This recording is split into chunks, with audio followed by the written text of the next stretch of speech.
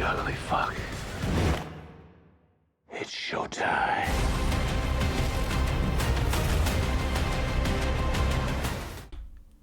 Hello everyone, my name is KidKinobi, and I cannot stop thinking about Mortal Kombat 2.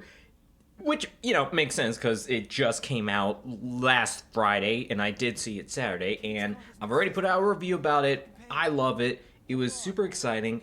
But what still gets the mind-boggling here is the ending. Because the ending was not what I expected in both who was still alive and the general direction, and the fact that it seemed open-ended. So I kind of wanted to just yap about that for a little bit of movie plot future theory crafting, and I don't know, just trying to workshop what I think the third Mortal Kombat movie could look like. Because it is looking like that there is definitely going to be a third one, considering that this movie already made up 90% of its budget in one weekend, and it's getting a lot of good reviews from fans too. So considering all that, I'm pretty sure that we are going to get a third one. In fact, while I was scripting this video out, there's already reports that the main writers are already at work making a third one, making rough drafts. So we're going to get a Mortal Kombat 3, but what will that look like? Now, to set the stage here, during this whole movie, a lot of good guys died, and only one main bad guy died. So obviously going to be some spoilers here. Shao Kahn fucking killed almost everybody, right? He went and splattered Cole Young's head and then dipped him into acid. He ripped off one of Jax's arms and then shoved a hammer down his throat. And then he also stabbed Liu Kang, and he turned into a flame of fire. Now, for the bad guys, they lost 2 people for certain. Some other fates were a little ambiguous. So, obviously, Shao Kahn got turned into, deli meat, and he's super dead. Kung Lao also died by his own hat. Then you also had Sindel, who was killed but then brought back, almost kind of lobotomized a bit. And then the last you saw of Shang Tsung was that he got fucking rocked by Raiden, but that's not necessarily a kill. And to build off of that, Noob Saibot, his shadow form died, which was interesting to see that it was a living being that he actually had. It wasn't just a projection of dark shadow energy. It looked like a living creature that had its own, circular system, and it didn't look like he could just respawn and make a new one. So I don't know if he's on a cooldown timer or if he's lost that shadow ability forever. But Noob Saibot, the main Bihan body, I do not believe is dead, because considering how graphic they were with killing everybody else in this movie, I do not believe a simple fall off into an abyss after getting laser beamed was enough to kill. I think if they were going to kill him, we would have seen him incinerate or explode or something way more definitive, which we did not see. So with that, and looking at who was in the final shot of the movie, which included Katana, Jade, Raiden, Johnny Cage, Baraka, Kano, Sonya Blade, and a captured Quan Chi. I believe we kind of have the makings for a specific plot line in the Mortal Kombat verse. Now, they haven't really led to it because there was very vague connections between Shang Tsung and Quan Chi, but I believe we are headed into a Deadly Alliance situation. And the Deadly Alliance is a pairing of bad guys that has almost been replicated at every opportunity that both characters have been in a modern Mortal Kombat story.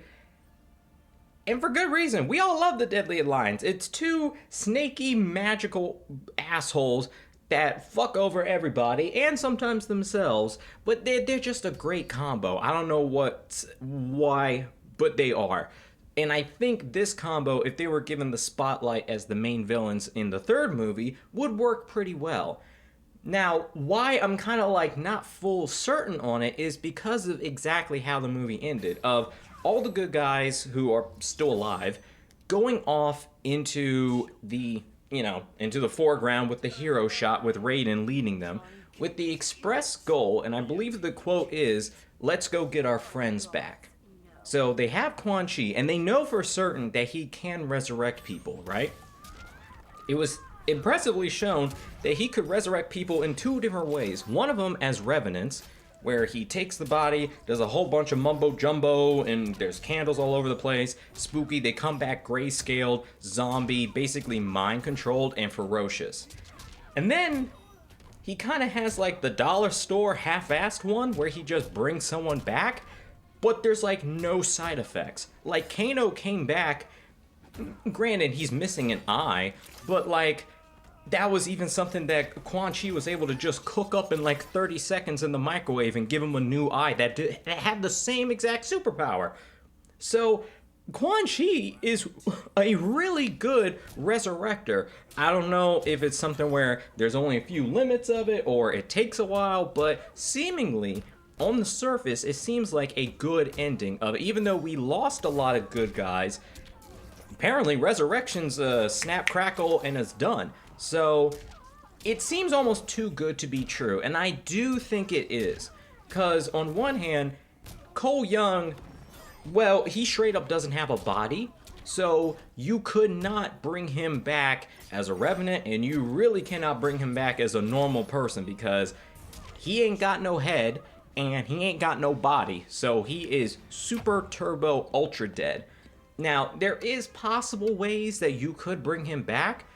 One of the obvious ones is Ermac, because Ermac is just a collection of souls, and that's a easy way to just kind of inject anybody who's dead into the plot. Just say he's one of the souls in the body, and then just make him, I don't know, the main guy in the control system. He's the one leading the body. So you could do that.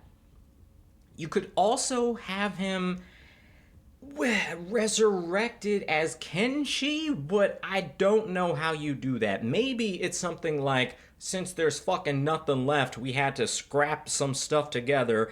You got a new body, you look the same, oops, you're blind though, but hey, you got this magical connection with a sword. Crazier and dumber things have happened in the Mortal Kombat universe. It's not completely outlandish.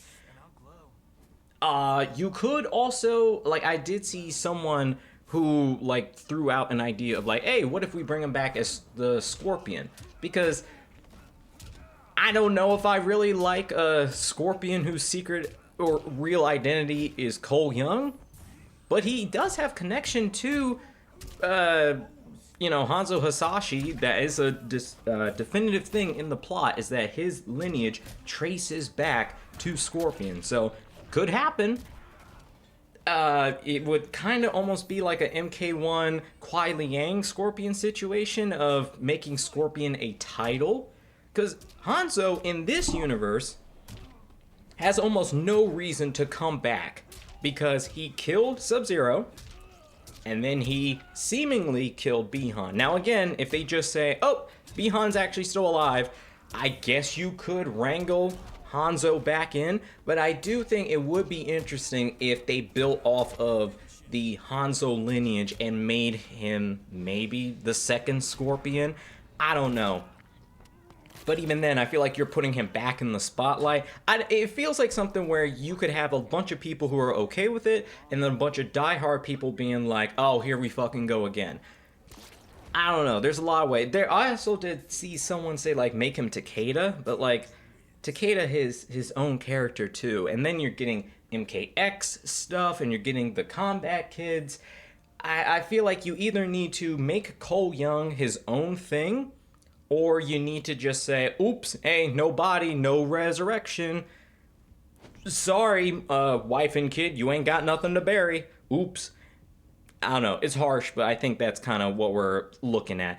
But in me bringing up Ermac, I do think in a movie that is not tied to any tournament and something that's all about resurrections, most likely some extra stuff in the Netherrealm. I do think we're going to have Shang Tsung, who is probably because he was deeply tied into how things were. He was tied into the regime of Shao Kahn. And there was reports that there were scenes where it looked like he was playing a 4D chess kind of situation to set up Shao Kahn.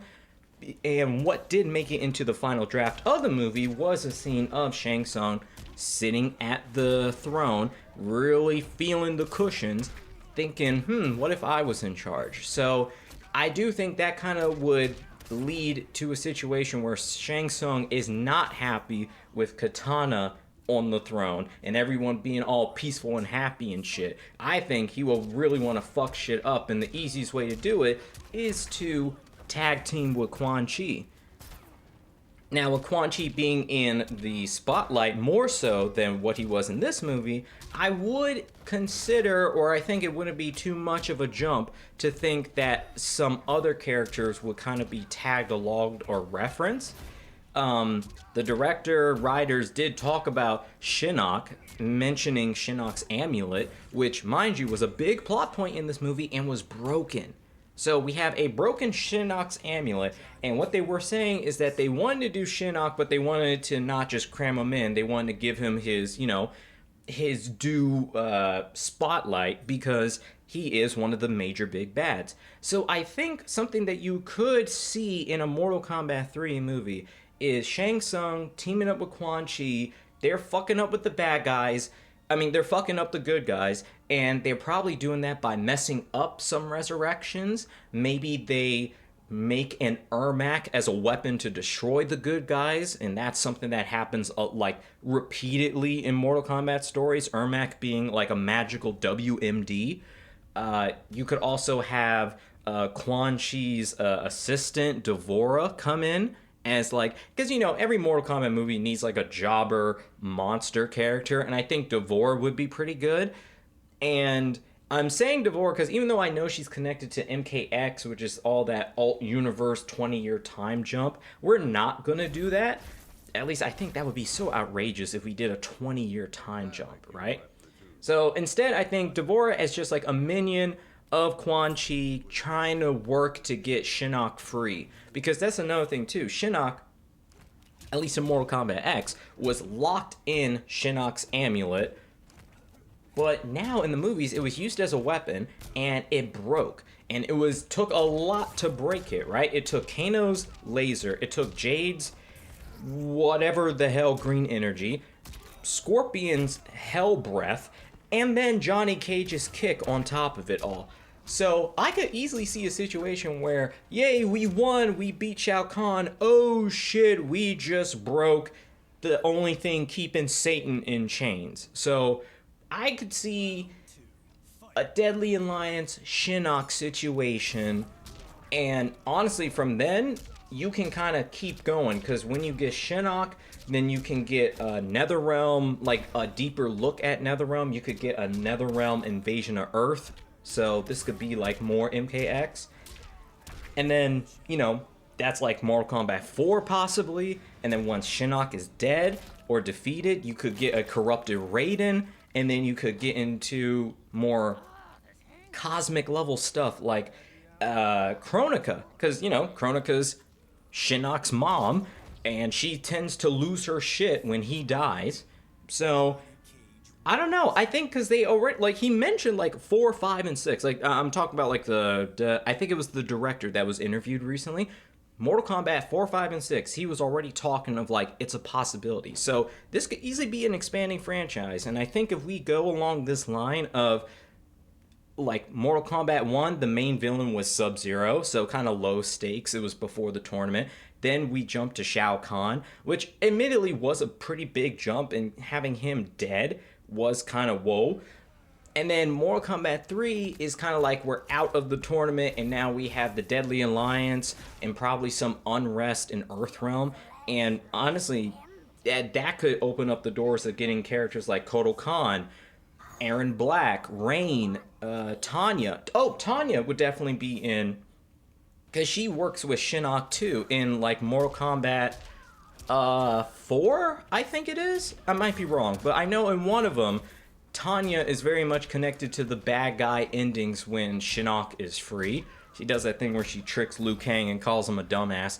But yeah, so I could see Tanya coming in, Devora, Quan Chi, Shang Tsung, whatever happens there, and then you end up with Shinnok on the rise. So I think that like on the surface level, if you don't really know the franchise, it might be slightly confusing, but I do think there's enough building blocks there.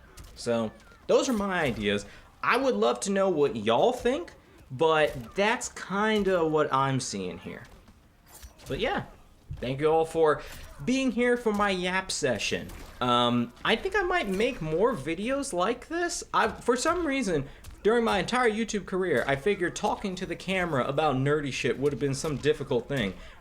It really isn't. I just get my little Kenobi guy talking here in the corner, yapping away, and just put some gameplay in the background. So, hey, I don't know. Who knows? You might see more of this.